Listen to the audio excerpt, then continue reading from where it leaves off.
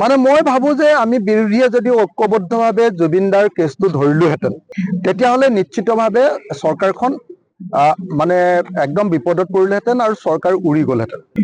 কিন্তু আপোনালোকে নিজেই কৈছে যে আপোনালোকে নিজেই ঘোষণা কৰিছে যে মইহে এক্টিভ হৈ আছো, এতিয়া মই সেইকাৰণে বেলেগৰ বিৰুদ্ধে একো নকওঁ।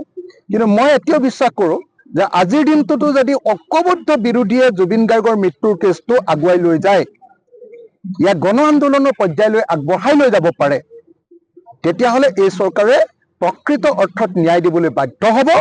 আৰু যিবিলাক মানুহে অলপ অলপ চেষ্টা কৰিছিলে ন্যায় দিবৰ কাৰণে, আন্দোলন গঢ়ি তুলিবলৈ বা মাত মাতিবলৈ চেষ্টা কৰিছিলে, কাৰোবাৰ ওপৰত NSA লগাই দিলে, কাৰোবাৰ ওপৰত বেলেগ বেলেগ গোচৰ লগাই দিলে। আৰু এতিয়া মোকো চেষ্টা কৰিছে, মই যিহেতু অকলশৰীয়াকৈ মাতিবলগীয়া হৈছে, আন কোনেও মতা নাই, গতিকে মোৰ ওপৰতো এটা ডমিনেট কৰিবৰ কাৰণে মোকো হেঁচা প্ৰয়োগ কৰি ভয় খুৱাবৰ কাৰণে চেষ্টা কৰিছে। কিন্তু হিমন্ত বিশ্ব শৰ্মাই নাজানেই যে মই কেতিয়াও ভয় নাখাওঁ। মই বেলেগ ধাতুৰে গঢ়িত এজন মানুহ বুলি তেওঁ চাগে বুজিয়ে পোৱা নাই। গতিকে তেওঁ মোক ভয় খুৱাব খুজিছে আৰু মই ভয় নাখাওঁ।